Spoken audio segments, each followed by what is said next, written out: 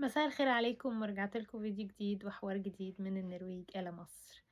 والحوار اللي أنا راجعة بيه النهاردة هيكون الاختلاف ما بين الصيف في مصر والصيف في النرويج. طبعا في ناس كتير بتسألني وبعتولي إن أنا أتكلم عن الموضوع ده، وبصراحة الاختلاف كبير. هنا في الصيف درجات الحرارة عندنا بتتراوح ماكسيموم ما بين 15 و25، لكن في مصر طبعا درجة الحرارة بتوصل ل40 وفوق ال40، فالجو في مصر بيبقى حر جدا. عشان كده لما بنزل مصر اجازة بصراحة يعني ما بختارش ان انا انزل في الصيف، لان انا ما بحبش الحر، انا بكره الحر جدا.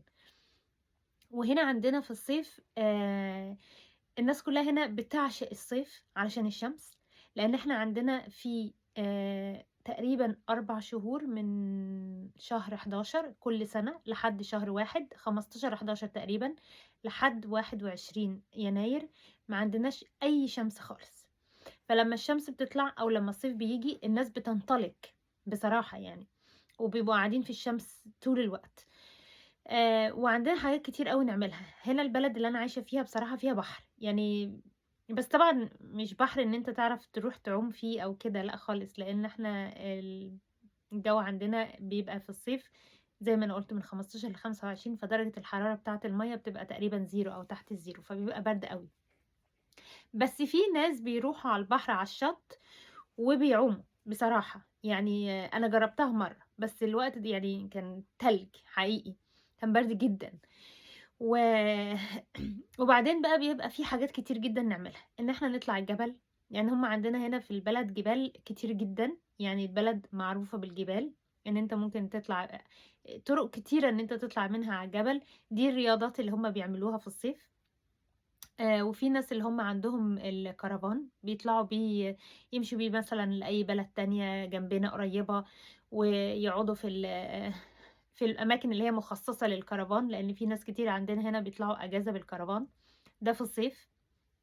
وطبعًا أجازة الصيف هنا بتبدأ من 20/6، يعني المدارس بتخلّص هنا 20/6 وبيبدأوا 20/8 تقريبًا، هم شهرين بالضبط. وفي الوقت ده كل الناس اللي عندهم أطفال بيسافروا أجازات في الصيف. أنا بما إن أنا ما عنديش يعني ما عنديش إن أنا أقعد عشان المدرسة أو آخُد أجازة عشان المدرسة، فباسافر أنا كل أجازاتي في الشتا، لإن هنا الشتا صعب جدًا، جدًا، لكن الصيف حلو، فباتمتّع بالصيف هنا.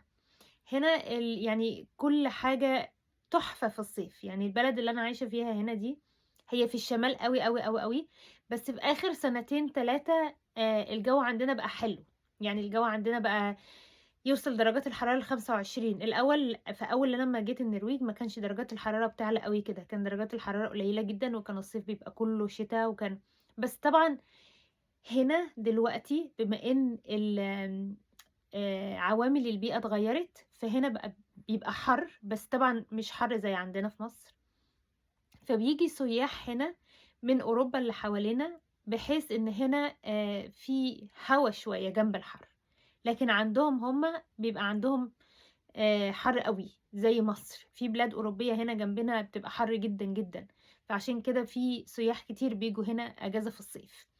وفي حاجات كتير بتتعمل هنا في الصيف، طبعًا بتاخد مركب وإن أنت تشوف آآ أماكن كتير، زي ما أنا قُلت لكم هنا العادات والتقاليد في الصيف بيبقى 3/4 الوقت عشان الجو بيبقى حلو والشمس بتبقى طالعة، فالناس بتشوي لحمة، يعني طول ما أنت ماشي في الصيف تشم أنا أول أمّا أشم لحمة مشوية أعرف إن ده خلاص ده علامة الصيف هنا في البلد اللي أنا عايشة فيها.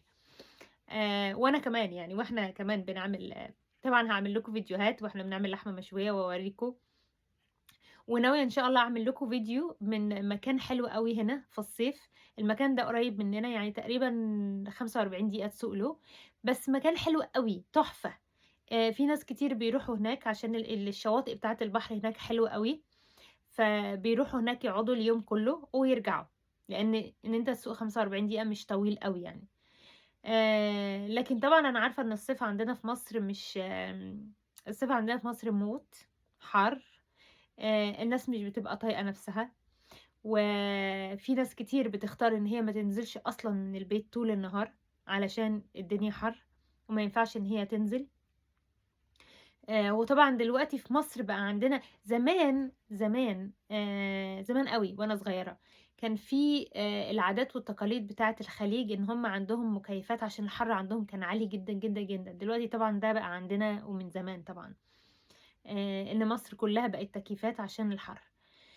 فالناس اللي سألوني على الفرق في الصيف ما بين هنا وما بين مصر، الفرق كبير، كبير جدًا. وإن شاء الله هارجع لكم باختلافات كتير وفيديوهات كتير في الصيف، لإن إحنا قرّبنا داخلين على الصيف دلوقتي، إحنا في شهر 5 والصيف هيبدأ في شهر 6. وإن شاء الله أتمنى إن الجو يبقى حلو عندنا، علشان أعمل لكم فيديوهات حلوة من هنا ومن أماكن من أماكن يعني الطبيعة هنا معروفة إن هي أحلى حاجة في العالم الطبيعة في النرويج. فأنا إن شاء الله الصيف ده ناوية أعمل لكم فيديوهات لمناظر طبيعية حلوة جدًا، أماكن كتير جدًا المناظر فيها روعة فوق الخيال. واستنوني بالفيديوهات الجديدة إن شاء الله قريب من النرويج إلى مصر.